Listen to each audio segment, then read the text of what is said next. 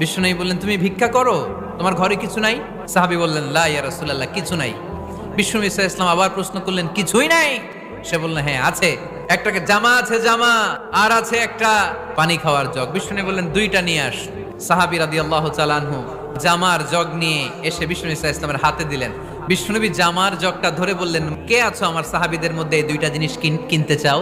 এক সাহাবী দাঁড়িয়ে বললেন, ইয়া রাসূলুল্লাহ, এই দুইটা জিনিস আমি 1 দিরহাম দিয়ে কিনে নিতে চাই। এর চেয়ে বেশি দাম দিয়ে কেনার মতো কেউ আছো নাকি?